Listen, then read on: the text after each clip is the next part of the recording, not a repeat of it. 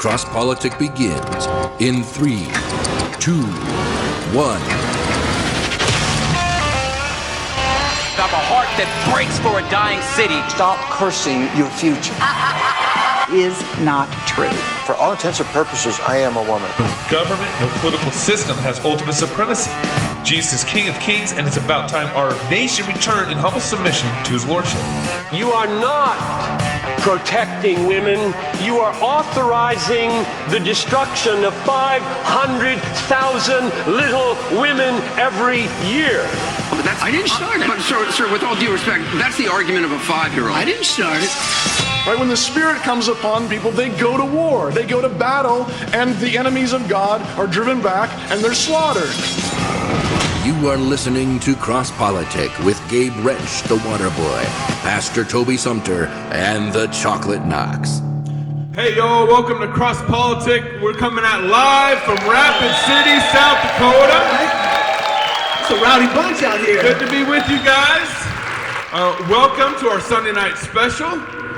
We actually, as I mentioned before we started the show, we're Cross Politic. We're Jesus' Lord over politics kind of show.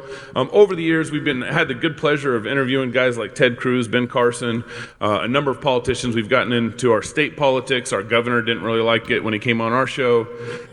It's just the way it goes. And so what we like to do is we've kind of been doing these live shows, this live tour this last couple months, and it's been fun to kind of get outside of Idaho and actually be able to kind of meet and fellowship with people and like South Dakota and be able to do our live show in front of South Dakota. Is it my mic like feeding back? Okay, I thought I heard a little squeak. Or John, was that John's nose that I heard? That little squeal over there. And so part of what we like to do is we like to have actually people running for office on our show. Yeah. And the reason why we like to kind of get people who are running for office on the show is because we're kind of a Johnny Cash meets ESPN kind of style show. We like to get past. Everybody, hey. There you go. You know. Bring it down. My mic's not. Is my mic working? There we go. It is now. It's not working. Hello. Can I get one? Can we get him a new mic while we're? It's not going to work. So while we're getting Toby a new mic, I'm going to introduce some of you guys. You probably already know some of the people up on the stage, but I want to make sure everyone's oriented on what's going on up here. First, we have Taffy Howard. Taffy has spent. Yep, give her a round of applause right here. Crowd favorite. Okay. Yeah, crowd favorite. All right. Message. Taffy Howard has spent her life in service to her country, from her time in the Air Force to the last several years in South Dakota State House. Taffy and her husband Mark, who we got to meet earlier, have lived in Rapid City for nearly 30 years. They have two sons, Austin, who serves as a lieutenant in the U.S. Navy, how about that, and Matthew, who's currently in the Mayo Clinic's Alex School of Medicine. Hopefully I said all that right. Taffy is running for U.S. Congress to fix election integrity. You're having that problem here in South Dakota? Oh, okay, all right. To fix immigration. You having the wrong kind of immigration in South Dakota? Too many liberals coming in here? We actually do have illegals in my district. All right. We'll talk about that. And to fix the national debt, you can fix that. I don't believe that. You've overpromised and underdelivered already in my book. Among many other issues that are critical to the future of the country, she agrees wholeheartedly with Ronald Reagan. Man is not free unless government is free. Please welcome, unless government is limited. Well, it should be free too. Please welcome Taffy one more time.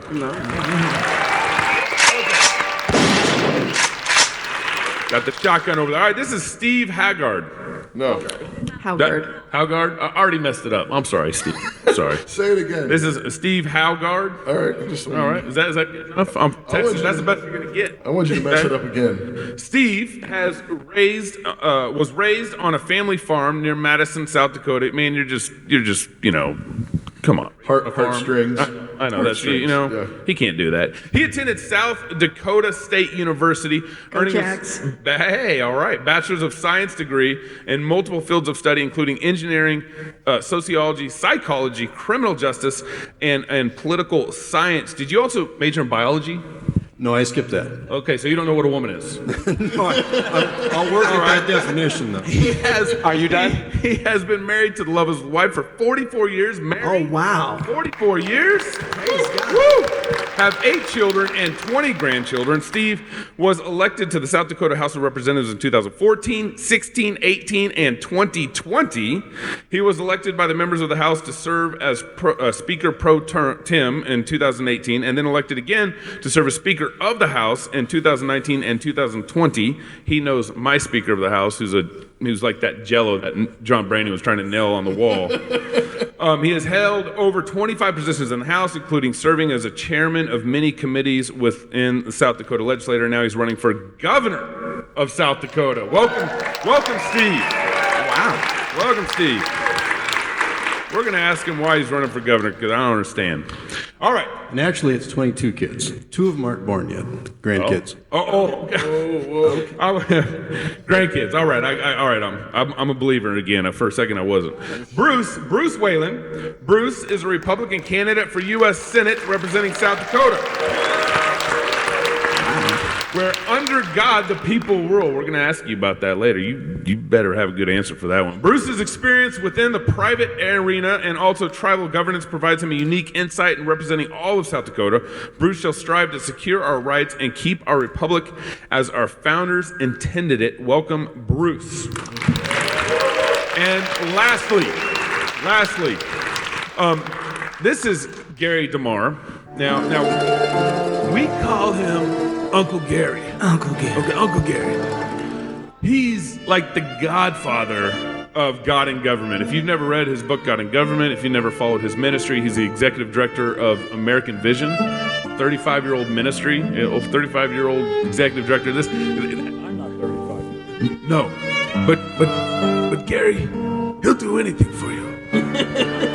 So you got to watch him, though. You got to watch him. So please welcome Uncle Gary to the show.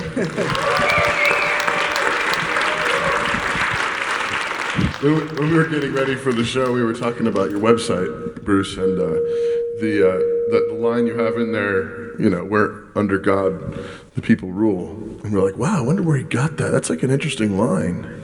And then I walked out here and I saw it on the screen. It says South Dakota state motto. Yeah. So I ran over to Knox and I said, hey, Knox, he didn't make it up. You were getting some serious props. I was like, wow, he just made that up. Like, huh? That's deep. I like that guy. That's deep. What's that even mean? I don't know. So as we start this show, we wanted to just really quickly recap some of the themes that we actually hit on earlier today. Some of this is for y'all's benefit since you're just joining us, but also because this is how what's framing how we are thinking about Christian liberty. And we're shamelessly stealing this from Uncle Gary, his book, God and Government. But he stole it from other people first, so we're just all stealing. But I think one of the great problems we have in really in Republican politics is a lot of words with no meaning. You have your talking points, freedom, yay, and limited government, and some of it touches down. We're pro-life. We want to protect the lives of the unborn, the sanctity of marriage between one man and one woman. Okay, that touches down. I appreciate that. But when we talk about freedom and liberty, it really gets amorphous really quickly. I mean, who in America says, I'm against freedom? Right? Everything depends on what you mean by that. What do you mean by freedom? What do you mean by liberty? And biblically speaking, liberty is the freedom to do those things that God has called you to do. Right? That's what liberty is. Liberty is the ability to serve Christ, to do the things that he's called you to do. And in particular, and again, that's a good baseline, but in particular, God has established authorities in this world with particular assignments. And so one of the ways in which we explored this today was particularly through what is sometimes referred to as sphere sovereignty. Jesus is the Lord of heaven and earth. This is what he says in Matthew 28 in the Great Commission. All authority in heaven and on earth has been given to me. Therefore go, disciple the nations. He did not say, go and try to get as many people as you can to ask Jesus into their heart. He said, disciple the nations. Now, nations are made up of people, and those people do need to repent and believe in Jesus, and Jesus does need to come live in their hearts. But the task of discipling nations is a lot bigger, right? And so liberty, freedom, is principally understanding how power is to be limited, how power is to be guarded. And there is no authority except that which is given by Jesus.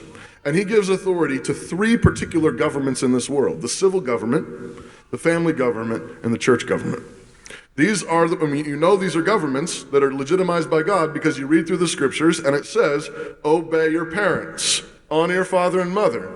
Wives, submit to your own husbands as to Christ. And then it says to church members, obey your leaders who minister the word to you, because they're those who must give an account for your soul to God. And then it also says, Romans 13, 1 Peter and elsewhere, to honor your civil authorities and obey those whom God has put in place.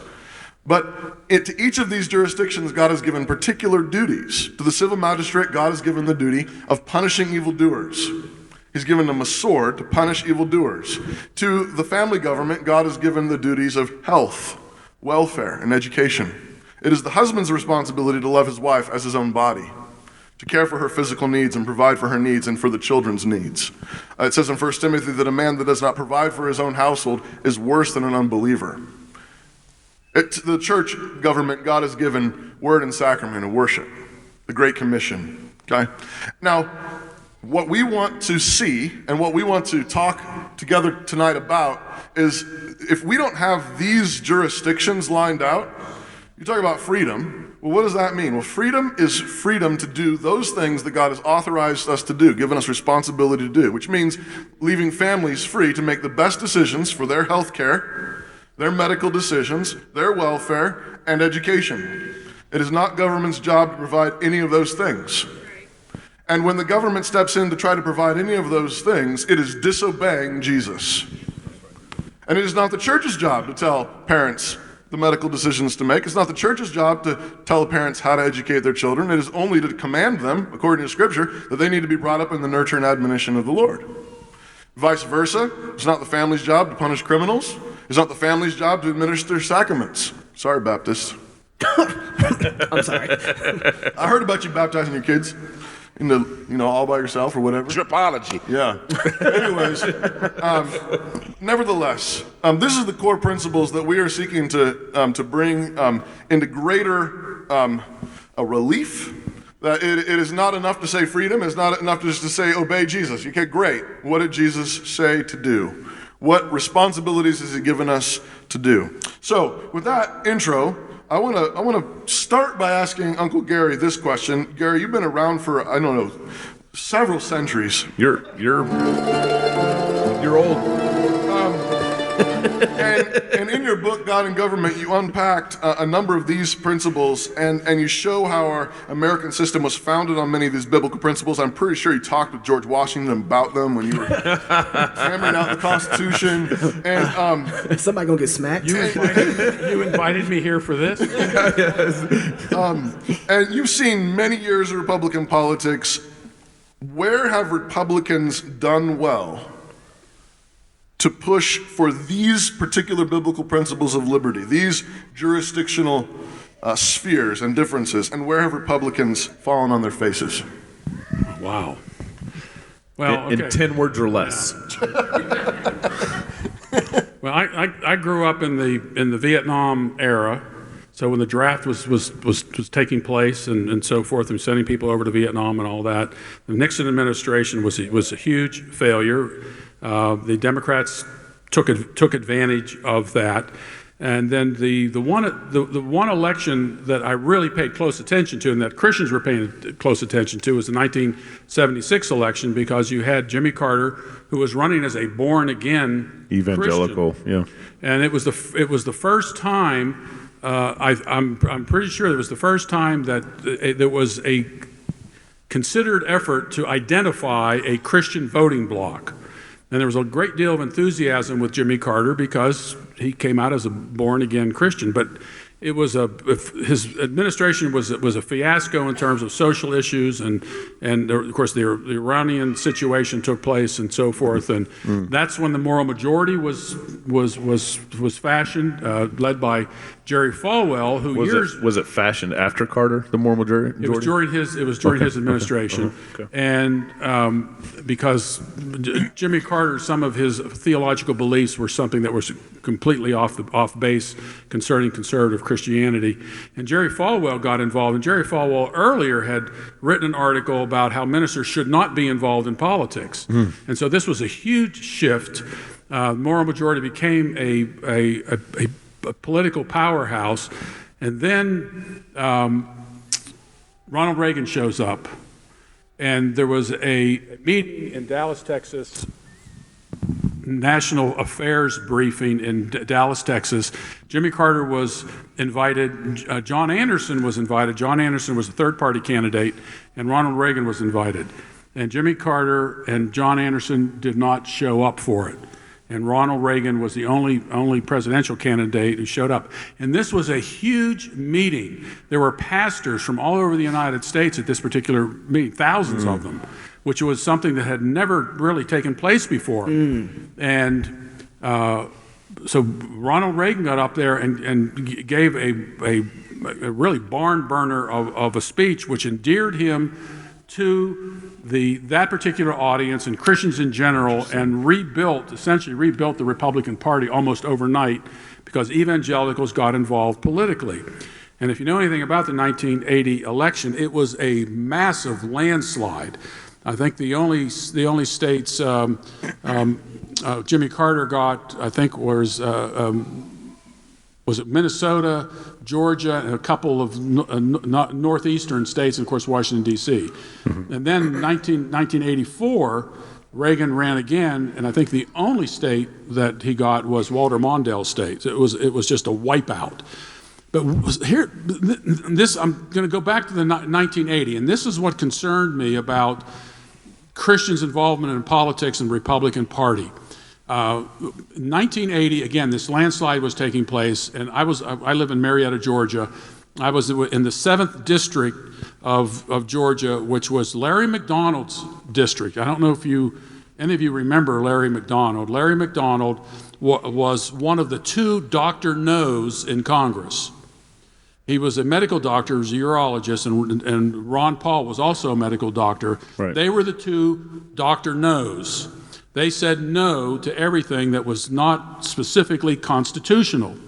Larry McDonald was the congressman who was shot down in the 07 flight on flying to Korea. I think it was in 1983. But as we were sitting there in 1980, we were in the hotel watching the results come in, and not only did Reagan win big, but the Republican Party won big all across the board, threw out some really, really bad characters over the years. And it hit me that it's too bad that so many Christians believe in winning this battle that they won the war. That they had done, this was going to be it. And it didn't happen. Of course, 84 turned out very well as well. And I think a lot of Republican voters just thought things were all on track again. And I've always told people that the left never quits. When they lose, they immediately get back at the planning stages, and how are we going to turn this thing around? And there was Reagan did well for a while. I know the establishment came in and said, you need somebody in here who's had experience and has some, as Cuomo used to say, gravitas, and that's how we got George Bush Sr. in there, because we want to balance the ticket and give some notoriety to the ticket, even though Reagan had in fact been governor of California for two terms. And we began to see this slow slide back into politics as usual within the Republican Party. And it has been a real struggle, I think, to get conservatives and Christians back involved in the in getting behind the Republican Party, because many of them feel that the Republican Party, they talk big about things, they come in and tell us what we want to hear, and then when it really comes to vote, they're typically on defense and not on offense. Okay, so biological women first, Taffy. Yes, I am. Thank you. What, kind of based on what Gary sketched out, what is the Republican, the state of the Republican Party in South Dakota? Because it seems like South Dakota did pretty well and not shutting down, and it seems like it's a little opposite of what Gary was talking about. Looks can be deceiving. Mm-hmm. I mean, our state, I'll say, so Steve and I are both currently in the House. We have a supermajority. So in our state, you cannot get elected unless you have an R after your name. We have 70 members of the House. 62 are Republicans. So we do have the token Democrats. We have 8 of them. And we put them over there in the far left corner of the chamber where they belong. How do you really feel? But, so that supermajority, so we have 62 Republicans in the House. And you guys outlawed abortion, right? We'll get there. With the supermajority? Yeah, you would think we could. But half of that supermajority is rhinos. I mean, so we are, the Republican Party in South Dakota is not as strong as people think it is. And we've had a lot of blue state refugees. So crisscrossing the state running for Congress, I am running into so many people that have moved here because we are free. I mean, a lot freer than any. My look back on this pandemic will be a lot different than people who lived in other states. Oh, okay, but real quick, let me stop you there, Steve. Can I call you? Or is yes, go ahead. That works. Okay. Governor-elect? No, I'm sorry. But Christy was the only governor that didn't shut down her state. Well, I'm from. Well, what's going on? I'm about to get tomatoes thrown at you real I'm about to quick. get slapped in the face. Are you trying to tell us something? No, really, to be very honest, sitting on the outside looking in from Idaho before y'all start throwing tomatoes, our governor, who has an R in front of his name, shut us down. And so when we started saying, well, where's the freest place that we could be right now? South Dakota was looking really good. It was looking good. Because y'all didn't shut down at all. Yes. Which is why it's fascinating to me, Steve, that you would even consider running against such a great governor as Christine Nome. Well, it was fascinating. I'm not doing stand-up. What's wrong with y'all? It was fascinating to me, too, as Speaker of the House at the time, that when we come back for veto day, our last day of the session, that there we are, met with 8 bills, I think it was, and thankfully, 29 of us in the House stopped those bills that were a combination of sponsored by the governor and the leadership in the House and the Senate. All right. So we stopped those bills. Otherwise, that authority that was going to be granted would have been to the mayors and the county commissioners to shut everything down. And they'd already talked about it, both the largest cities. What year was this? 2020, March 30th. I gavelled in day. I gavelled in on March 30th at 11 o'clock. I got at the Capitol at 6, gavelled in at 11.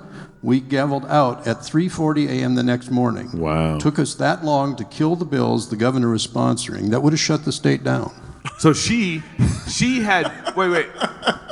That's crazy. So Christy, she had put together a bill that she wanted the House and Senate to pass to shut down, to give the authority to the mayors and the county commissioners to be able to shut down businesses. And the unelected Secretary of the Department of Health. She would have been granted full authority to do whatever she needed to do, the Secretary of Health, to control the pandemic. Wait. I think I've seen Christy on Fox News being like standing on stages saying, we didn't shut down. Well, it's interesting, we killed those bills that day, and then she issued executive orders mandating, and you can read Executive Order 18 from 2020 that says for the counties of Lincoln and Minnehaha County, Sioux Falls area, this order is mandatory for those 2 counties that anyone over 65 or suffering from any vulnerable conditions, collectively vulnerable individuals, shall stay at home. That's what the order says. House arrest. And it goes on beyond that. It says anyone falling into that category shall, and then there's a whole laundry list of things, wash their hands often. You're locked in your house. Now you're being told you have to wash your hands often. So no rest for those people that are locked down. So then, okay, this is really seriously. This is odd. This is like breaking news on Cross Politic right now. So then, one of the things that I noticed about the pandemic is that none of this, when we start seeing people act a particular way, I always want to say, well, that's how they always were. Like they were that way from the beginning. That's not anything new. We're just seeing it come to the surface because reality is hitting. So there has to be a lot more that's underneath. Somehow you guys were able to keep her from getting these laws passed. But what else is that the only reason you would run against her, because she possibly would have shut down South Dakota? Well, then you look at this year, when we had a boatload of money. We had 8.3 times as much federal money as a normal year. South Dakota broke the record for all the states. We had the most per capita than any other state in the nation. And we found ways to spend that money. Over Taffy and my objection, we spent money on affordable housing, which was really, in reality, a real estate developer's dream. It had nothing to do with affordable housing. We spent the governor actually expended $100 million toward child care. Well, that doesn't sound very Republican to me either. So we got child care covered by the governor, we got housing covered by the governor, and it goes on and on. There were private industries the previous year in 2021, for example, a railroad that runs from Fort Pierre to Rapid City, private railroad. We took general funds, $20 million of general funds, and gave to this railroad so they could improve their tracks. But then you look down the campaign finance reports and you'll see why. None of those things are the civil government's job. Yeah, I didn't think so either. So, like I say, 29 of us in the House that year in 2020, we stopped those bills. If we'd dropped off 5 or 6 members, those bills would have passed. South Dakota would have been locked down tight. And in fact, South Dakota was not appreciably different than probably 45 other states. But there's always credit claimed. So, do you think Christie was won over by y'all's arguments, or she took advantage of? It's like the joke is, a bunch of people are chasing you with pitchforks, figure out how to turn it into a parade, and you're leading the parade now. Is that kind of a little bit what Christie did? Was just, hey, since my Senate and my legislators are not going to let me shut down my state, I might as well make it look like I never wanted to shut it down in the first place. Those bills passed through the Senate with no problem. And they came to the House, and like I said, we spent the rest of that day, 17 plus hours, killing those bills. So it passed the Senate. Passed the Senate. Oh, you got a Senate problem. The Senate rubber stamped everything. Wow. Bruce, so what are things looking like? You're running for Senate. U.S. Senate. U.S. Senate. Yeah. So you don't really matter to South Dakota then? Pardon me? You don't really matter to South Dakota because you're going to D.C. Well, no, I don't think that's true. My purpose of going to D.C. is to say, hey, you know what? You have to stop doing what we didn't give you the few and enumerated powers to do. Quit taking that inch that the states gave you and turn it into a mile. And then pretty soon you're starting to dole out the federal strings to the states, and the states are willing to take it, what we just heard here, and then pretty soon you turn into a giant Indian reservation. Ooh. What do you mean by that? Wait, what? Well, the dependency. I mean, we're a welfare state, and then that's what we have in the Indian reservations too. We're a ward to the government, and that's what the rest of America is quickly becoming. Wow. States' rights. States' rights. Wow. The thing is, about this whole process, they're talking about the legislative process that's happening there, but when I had the Fauci flu, I went into the clinic. Tripology. I went in the clinic, and somehow the PCR test said that I had the COVID. And like, go figure. It's a good thing I didn't get hit by a car, Yeah. Diagnosed with COVID. Yeah. So they said that I had the COVID, and I said, I'd like ivermectin. No, we can't do that here. Yeah. I would like ivermectin. Remember that, baby? My wife down there? So we went through that rounds, and then we said, well, let's get back. I called up my son, and I says, get down to the feed shop and get me some ivermectin from the horse shop there. Yep. Apple flavored, please. Yeah. My wife, real quick, we have horses, and when she would go, ivermectin is also used for animals. It's not primarily used for animals, but we needed ivermectin for our horses for dewormer, and she went to the local feed store during the COVID stuff, and she had to sign papers saying that this would not be used for human consumption. Never had she ever had to sign that before until Joe Rogan straightened everybody out nationwide. But go ahead. So what you're running against a Republican? Well, I think he says he's a Republican, but it doesn't seem like it. He stands behind Mitch, and I guess if that's what qualifies him to say that he's a Republican, then that's it. So what? He's an incumbent, though, is he? The Republican that you run against, incumbent? Yeah. But yeah, but right now, during this phase, he's a candidate. But the political party here is treating him like he's heir apparent again. He's going to earn his 4th term. And one thing that's common to South Dakota and to the people at CPAC across America, term limits. We're sick and tired of being sick and tired of these people being in there for so many years and getting us $30 trillion in debt. Now, let me push back on the term limit thing, because all the term limit thing shows us is that the people are screwed up. Right. Because the people just keep voting again and again for the same person, expecting different results. We also know that is insanity. And so I don't think term limit solves the real foundation of the civic problem. And if I get a good Christian dude in the office that I like, well, I don't want him to term limit out. He's a good guy. He's an honorable man. So why term limits right now? Why would that be a battle you'd pick? Well, that's a sense of what everybody has in America and what we have in the state of South Dakota. And when we see the pattern of that things are going upside down over the period of 47 years for some of these people. I mean, Joe Biden's been in there for 47 years, and now he's the vice president and the president and things, and look at what he's caused right now. So we're seeing that same pattern. The people in the Congress, they get to enjoy the stock market knowing what's coming through, and they're getting themselves rich. That's what we're looking at. And then when we look at the process of how do people challenge that, everything's stacked against us. So that's kind of like an automatic shoe-in each year.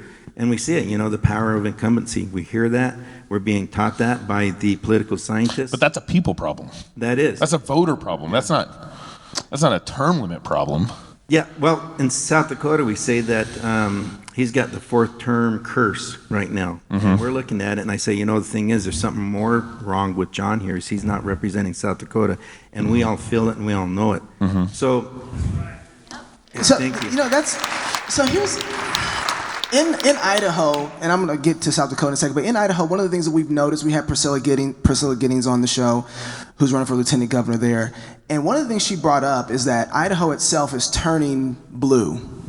And we don't see it because we have Republicans, people with R's, like you were saying, Taffy, and right, leading the way, right?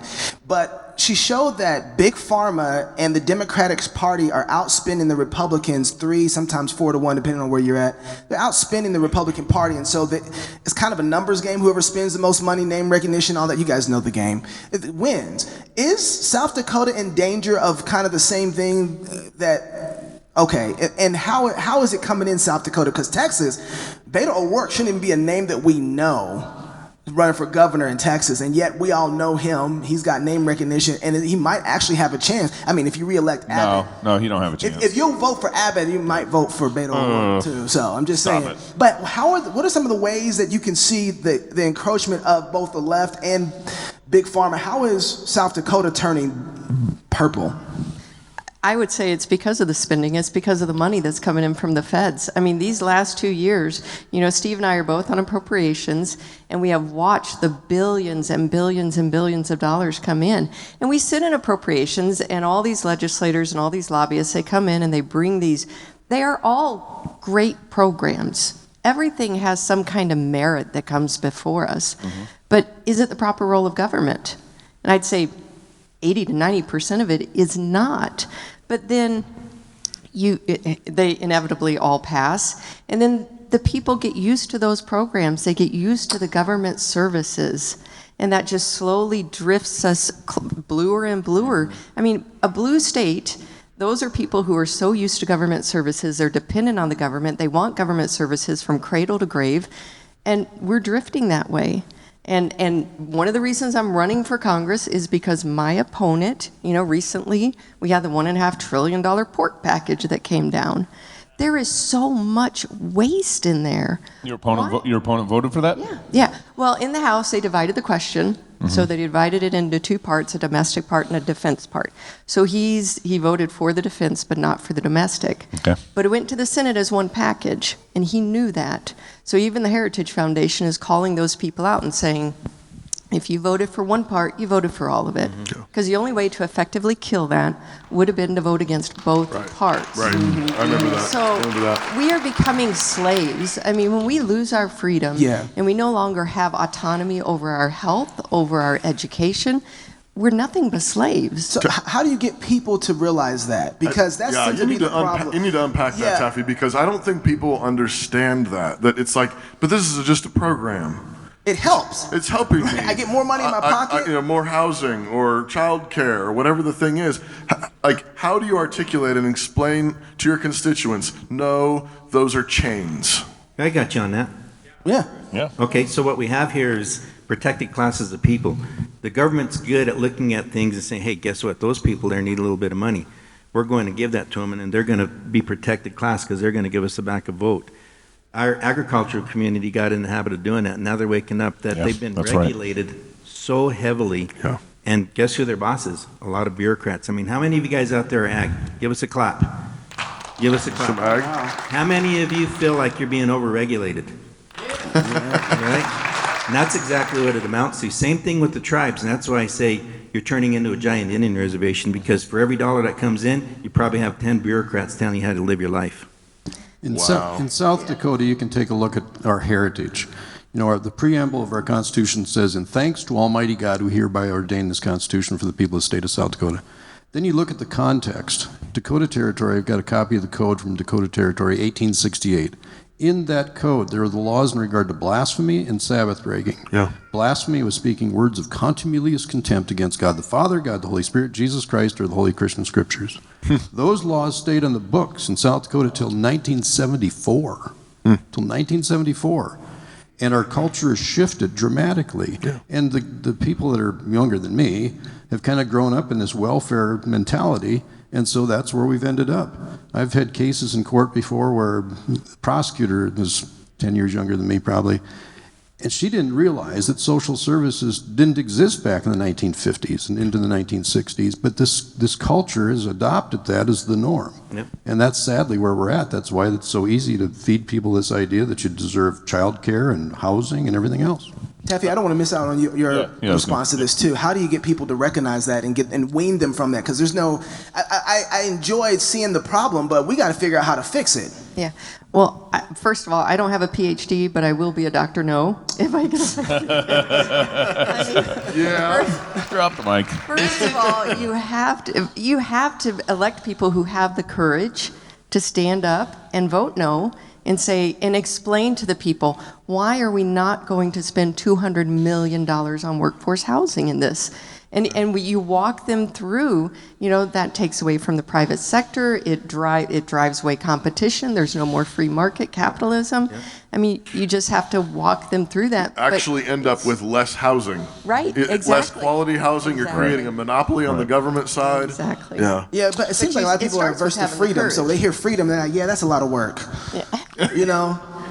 It is a lot of work to decide for yourself. What vaccines should I get? Where should I educate my children? But that's what we should be doing. I want to ask about what happened in South Dakota. This is another thing we were watching in South Dakota. There was these tranny bills. Mm-hmm. This bill about transgender people in sports. And it passed. It passed the Senate and the House. And Kristi Noem announced on Twitter that she was going to sign it. And then it gets to her desk and she vetoed it.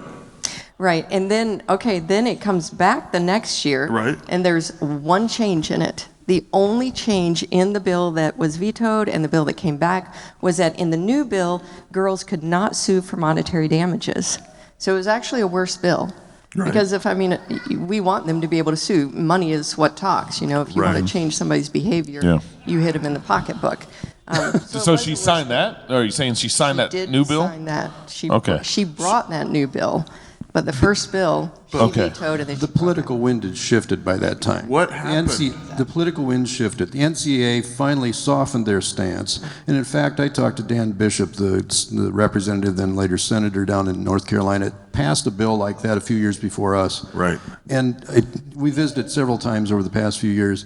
And as he pointed out, their revenue projections, they continue to increase because people respect the fact when you live by your principles, we're going to do business in your state. Right. And that's what's happened here. People perceive that we didn't shut down, but we shut down just about like everybody else. Schools were closed, churches were closed, businesses were closed. And so people perceive that maybe we're the land of the free and home of the brave, so they came here. Then they get here and realize, man, you got a state sales tax, you got a municipal tax, you got an excise tax, you got a tourism tax, you got a severance tax, and on, and 142 boards and commissions. So we are overregulated. We're not very red when you really look at it. Okay, but you're kind of depressing me. You're kind of depressing me. But there is hope. There are solutions. John, can you tell us some more jokes? Way to sleep, John. All right, I'm suspicious of you guys because you're running for office. It's just in my should be a good default position. Yeah, it's my default position. I don't trust you guys. I just don't. Yeah. But also part of the problem, part of what we're talking about here is taking the bait. Right. For decades or century and a half, Republicans have been taking the bait here and there. Did any of you guys take stimulus money for your businesses in the last 2 years? No. No? No, and I can say beyond that even, our governor's family did $600,000 worth of stimulus money.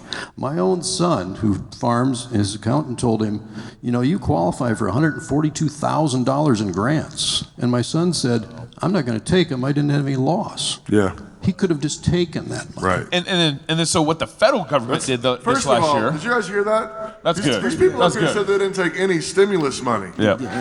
That's good. That's good. And then, but one of the things that drove me nuts is because we're on our show, we constantly say, don't take the bait, don't take the bait. But then the federal government put bait in my bank account this last year. Forced me to take money and put it in my bank account this last year. I think it was something like $3,500 or whatever it ended up being, where I didn't ask for it. I didn't beg for it, nothing, and they just put it in my bank account. They put chains on you just without you asking. Exactly. Yep. Right. You didn't ask for the hyperinflation that's coming with it and the stagflation. Well, and then that's the twist on this. Is we have, it blows my mind that Senator Ted Cruz and a bunch of Republicans are saying inflation is Joe Biden's fault. It's Dusty Johnson's fault. Yeah, well, no, it's all the Republicans' fault. Because in 2000, the Republicans, before Trump left office, they passed $3 trillion in stimulus bills. And then, 2 months later, after Joe Biden gets in office, he passed $1.9 trillion in stimulus bills. Right. The inflation that we're dealing with right now is centrally driven from all the stimulus that was passed. And then, of course, the supply chains that we kind of shut down a little bit hurt too, but it's largely a stimulus problem that we're dealing with all this inflation. And then the Republicans are tweeting like, hey, Joe Biden, inflation's your fault. Yeah. I can't believe it. Taffy will remember this. I made a comment on a radio interview back in 2020, spring of 2020, and said that if this money isn't related to damage the government has caused by COVID shutdowns, it should go back to Washington. And we had a conference call with our governor about 4 or 5 days after I'd made that comment. And so the governor called out me and Taffy. Taffy had said something else on some other issue.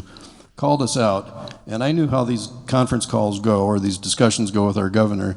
So I spoke as long as I could, explaining why that should be. We send it back. I don't care what anybody else does with it. We're going to live by our principles, should live by our principles. Send it back. It's federal debt. And so I explained that as much as I could. Of course, then the phone gets muted. And the governor's response was, well, I checked with several conservative organizations, and they all said that's foolish. Well, she couldn't possibly have checked with several conservative organizations to get that response in a matter of 5 days or so. But the point was, what do you tell your kids when they say, well, everybody else is doing it? Right. Right. Well, you tell your kids, I don't care what everybody else is doing. That's you do the right thing. You live by your principles, and everything else will fall into place. So if you guys, give it up, absolutely. If you guys are elected to the offices that you're seeking, how do you, because right now, the thing that I'm seeing the most, just now kind of getting in politics the last 7 to 8 years, being more involved and seeing where things are going, I want a very secure sheriff that can protect me from the federal government, right? That's very important to me, especially after COVID. But if you guys get into places of position that you're seeking, how do you protect South Dakota from the federal government? What are you looking to do to protect South Dakotans from the feds? Well, you stand by your principles, like I said. There is no reason why there shouldn't have been executive orders issued protecting even our National Guard from that COVID vaccine. If they didn't want to take it, they shouldn't have to. Yeah. And even though there's the excuse that says, well, I can't tell them to do that because they have to be on a national alert status, I don't care. You could still issue that executive order. In fact, I asked the governor, either do that like you shut down businesses last year, or call the legislature into special session, we'll address it, we'll gather the facts, and we'll do the right thing. Yeah, so that's when it comes to the vaccine, but that's just a symptom of a bigger problem. So as governor, you're elected governor, what's the most liberating thing you could do for South Dakota that protects them from future situations like that? Well, for one thing, in South Dakota, we need to revamp our emergency powers law. It should be overseen by the legislature as well, and most states do that. They have a review. We don't have an adequate review for that. Beyond that, what you need to do is draw the churches back into the equation. I've had this conversation with national leaders across the country that are actually solid Christians, and you just bring them back in. Social services, a ton of money spent there. No reason why the churches shouldn't re-engage and fulfill their mission and protect the widows and orphans in their distress. That's right. So that's one of the things you do. With farming, you make it profitable. And you do the things like in South Dakota, we need to process our own products here. That's right. And actually get profits back in the pockets of those that are producing. Those are simple things to do. Once you do that, you can start saying no to federal subsidies. Education, about 20% of education is federal money. You don't need that extra 20%. You can get rid of all the administrative costs and just tighten your belt and teach what you should. But Governor Steve, Governor Steve. Sounds kind of good. Yeah, it does. It does a little bit. The government is so entangled all the way into the sheetrock in my house. Right. You know, every stud has to be 16 inches far apart. Every sheetrock screw has to be 8 inches far apart. You know, it's like, how do we even begin to untangle this mess? You're governor for a day because Epstein didn't kill himself, but you're governor for a day. And where do you start? You go to every aspect of government, whether it's education, healthcare, social services, corrections, and you start doing the right thing and rejecting the federal dollars and demonstrating that you can live without these things. You'd have to wean yourself off some of it, but demonstrate that and do it publicly. Let the public know what's going on. When I go out and talk to people like Taffy will know, our budget, $5 billion budget for the state. We only generate $2 billion of that. The other $3 billion is federal money in a normal year. Steve, one of the things I talked about earlier today and mentioned it just briefly a few minutes ago at the open, though, is that God has given the responsibility of education to parents. It's not given it to any of the civil magistrates. And it's really just economically, I don't understand the math in send your money to the Capitol, and then we will send it back to you in your local communities so that you can educate your kids. Do you support that? And is that really useful? You teed that up really well. Mary and I homeschooled, well, she mostly homeschooled, our 8 kids. Yes, sir. All of our 20, going on 22 grandkids Praise are being God. homeschooled. Amen. And the fact is, the state You got to be like Presbyterian or something. the state constitution, South Dakota's state constitution, Article 8, Section 1 says this: the stability of a Republican form of government, depending upon the morality and intelligence of the people, it shall be the duty of the legislature to establish a standard and uniform system of education open to the public. That was what public education was all about, to make sure you have a stable republic, not a democracy, a stable republic. Right. And a constitutional representative republic. And you wanted to make sure to do that you had moral and intelligent people. The context of the morality is what I told you before. Those statutes in regard to blasphemy and Sabbath breaking. Yeah. That was the context of that. And that's where education should be focused. If it's public education, it should be focused on that degree of morality. But you homeschooled those kids and you had to pay tuition in your property taxes, I assume. Yes, absolutely. For a bunch of other kids in South Dakota that you're not responsible for, that the government's not responsible for. What can you do about that? You walk all that back. That comes in the form of the real estate taxes, especially in South Dakota. You shine a light on the expenses associated with it. You can send all these kids in Sioux Falls to private school for half of what they're spending in public school. Right. I've said just for years, even if just the dollars for my kids could be I could spend my money on the education for my kids in the way that I see fit. I mean, that would be a win right there if we could just break the monopoly on public education. There was a New England state just about 4 or 5 months ago, the Supreme Court upheld their law that they passed in regard to the money follows the kid. Yeah. And so that is constitutional. It could be done. So, but it sounds like South Dakota has a constitutional problem with education, where South Dakota, as a state's required at some level to provide for or make sure there's a public option there. Our Article 8, Section 1 is basically the same in most jurisdictions or most states across the country. We have one too, actually, in Idaho. We do. Idaho has a similar problem. But I think part of the problem that I want to get at here is that Republicans our governor just added $300 million to the public education fund over, I think, the next 5 or 8 years or something like that, and he's bragging about it right now.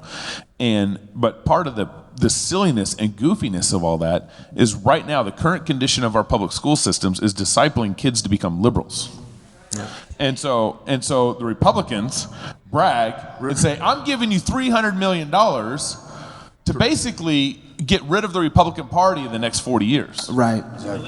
Because the Republican Party is not going to exist if we don't deal with the liberal indoctrination that's going on in our public schools. Well, the Republican Party in South Dakota doesn't exist in the pure form. If you look at the platform of the Republican Party, it's highly inconsistent with what the actions of the Republican Party is here. Mm-hmm. And it's more consistent with the first part of the Democrat platform is in South Dakota.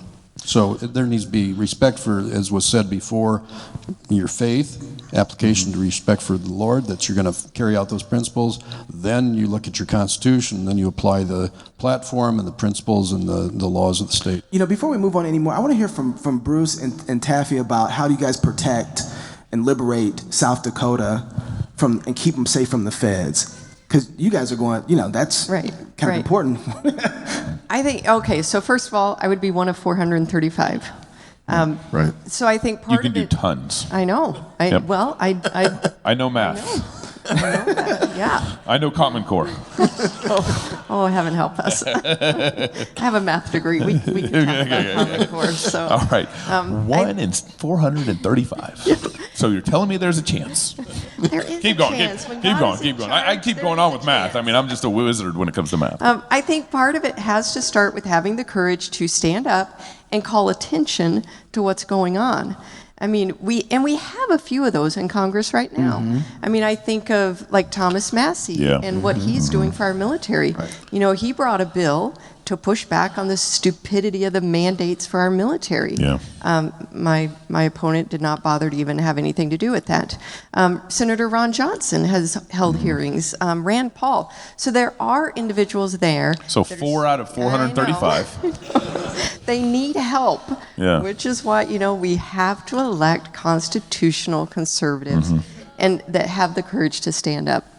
And we'll call attention to the problems, and we'll fight, and we'll bring bills to push back. I mean, I met just the other day with the inventor of bunch of balloons. We have issues with our patent system. It's unconstitutional what we're doing right now within our patent system. So you have to have people who are willing to fight. That's first and foremost. I mean, we need to eliminate probably 80% of the federal government is unconstitutional. Wow. And that kind of talk is going to get you elected, right? In the state, yes. Okay. Did your previous did your competitor? I would vote for just on that. Just on that alone, 80% of the federal government. I think I'd vote for somebody that said they wanted to eliminate 30% of the government. Right. I think it's probably our bar's low. Our bar is low. How much will you eliminate? Yeah. We need to raise the standard. But did your incumbent, the person you run against, we aren't allowed to name names here. Sorry. What? Yeah. I'm just kidding. No. Did they promise that same thing? I'm going to make limited government. I'm going to protect South Dakota's interest. No. I'm going to. Well, he probably promises to protect South Dakota's interest. But for instance, he was asked early on if he would join the Freedom Caucus. And he adamantly answered no, because they expect you to vote with them 80% of the time. In South Dakota, our representatives should be voting along that line 100% of the time. You know, and I fully believe every state, we have to elect the most conservative person that can get elected in each district, in each state. That's what we got to be fighting for. But the voters can't be complacent either. We need your help to get elected. You know, so voter turnout is awful. Exactly. Yeah. Voter turnout, just showing up to the polls, is awful. So one more pushback or one more question to you before we get to Bruce here. Generally speaking, God has called men to lead. Now, you're running for Congress as a woman, as far as I know. Biological. Okay. As far as you've communicated to me. But you're a mathematician, not a biologist, so it's... I have the right chromosomes. I'm confused. But generally speaking, God has called men to lead. And politically, spiritually, in the family. That's the general pattern. And I have a great leader sitting right over there. Hey, man. I heard him leading you actually at dinner time tonight about a certain question. He was holding you back. You weren't supposed to He answer. was holding you back. You're not going to answer that one, honey. So what's your kind of just response to kind of, okay, generally this is the pattern that God put before us, and you're running for Congress? I do believe that there is an order that God has given us, but when people don't step up the way they should, then other people may need to step up. You know, so. But isn't that kind of just a little bit of an argument for the government to give social services and Medicaid and Medicare, because the church isn't doing it, so the government needs to kind of step in, and so. No. No. Yeah, I'm with Steve and Bruce. I'm sure we need to get those churches back to being involved. Yeah. And if we pull the federal government out, they will step in and fill in the gap. So, but trust me, I looked around. I was asked by many, many people to consider running, and I don't want to go to D.C. Who wants to go to that swamp? But there was no one else stepping up, and we have to have a conservative running. So we can't leave any seat unchallenged. Okay, thank you. So we're at the point of the Q&A, so if you guys want to go ahead and set up the mic. Starting down with Bruce, I want you guys, the candidates, if you can give us your website and how people can find out more content about you and keep track of your campaign. Sure, thank you. Wayland for United States Senate.com. Wayland for United States Senate.com. I have a getter, it's Wayland 4, the number 4, United States Senate.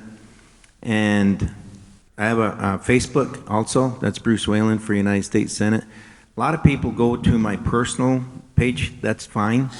You can do that, and I'll still try to keep up with you. And there's another one too, it's called Primary John Thune in 2022. Primary John Thune in 2022. We actually took a poll on that, 6,400 members, and I came out on top. We have some spoilers in this race right now, so we're trying to figure out how we're just going to take the votes away from John and overcome the spoiler. And don't forget how helpful it is to like a Facebook page. That's right. I mean, that's and currency. Share. Like and share. Like and share. That really is currency. Social media is a powerful tool. We all know that. We're fighting against it. We're actually banned on YouTube until May right now. Social media is a powerful tool. So go like these pages, find these things, and go ahead and tell your stuff. One more really brief comment. Sure. I wish that John Thune was here so that we can confront him in front of you. I can tell. And one thing that's happening is that some of our county parties, they won't allow us to get on stage. No debate. Yeah. No No, debate. they don't want. Republicans don't want to debate. They're shutting us down. They don't want to hear from us, but they're allowing the incumbents to get up on stage, if that's what we want to call them. But they're still candidates. They're a candidate. Bruce wanted me to mention that all of your opponents were invited. Right. To this show. Actually. Christy was invited. We invited them, and they didn't want to come. Yeah, which is why sharing in social media is so important. Taffy, go ahead.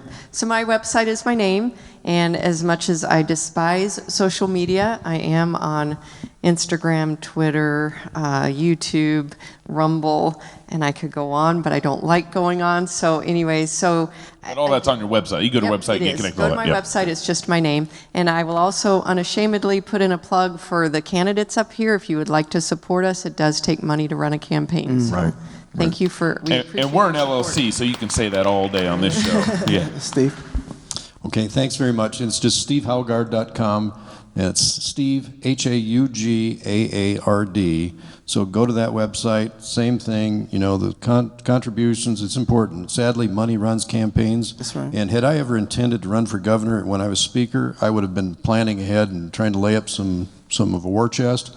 I didn't have that in mind, not until I saw what was going on, and this needs to change, and it's got to change at the governor level to actually get the legislature lifted up back to a responsible, equal balance and get state government under control. Otherwise, we're as blue as can be in a lot of ways. So the way you can help these guys, you can fund them with money. Go ahead, you can play the music. No. Fund them with money, like their Facebook pages, and go tell your neighbors. Yeah. It's so simple. That'd take you 10 minutes. Yeah. That's right. 15 That's minutes. right. It's huge. That's it. Yeah. It's huge. Potted plant, I don't get to push my stuff. Well, Yeah. No. What are you running for, Gary? Where's his music? You can get information from me at AmericanVision.org, AmericanVision.org. You can get on Facebook at just Gary DeMar, and also American Vision has its own Facebook page as well. If you want interested in books and articles, podcasts, and so forth, again, everything you can get is at AmericanVision.org. Thank you. Okay, one more thing, if I could. Go ahead. If you go to my website right now, we are having an Amdahl Angus and Hereford beef giveaway. Ooh. So all of you should go. Some tri-tip. 50 pounds of the best beef you're gonna find. Do you have to be in South Dakota to get that? Huh? Do you have to be in South? No, you do not. Okay. Oh, she takes out state funding. Okay, well, I'm in. I'm in. Hey, thank you guys for coming out. Give our candidates one more round of applause. Thank you guys. If you're single, get married. If you're married, have kids. And if you have kids, go baptize them. Until next time, love God with all your heart, soul, mind, and strength. Love your neighbor as yourself. Go fight, laugh, and feast. This is Cross Politic. When tyrants take over, what's the first thing they do? Disarm. It happened in Russia, China, Germany, and most recently, Afghanistan. Why? Because disarmed people are easier to control. And over the last century and a half, American tyrants have been carrying out a slow, methodical disarmament that no one is talking about. State education. Tyrants know that education is warfare. Our rulers have a vested interest in making you totally harmless. They've got big plans and they don't want you getting in the way. Think about it. Would you rather fight an army decked out with high-powered rifles or a bunch of dinky water pistols? They know that if you can think critically, you're a threat. At New St. Andrews College, we want to graduate men and women who are dangerous. Dangerous to the world, dangerous to the principalities and powers, dangerous to spiritual wickedness in high places. Education can either arm you or disarm you. It can make you a threat or make you a useful idiot. So, where you get that education counts. Click the link to apply to New St. Andrews College today.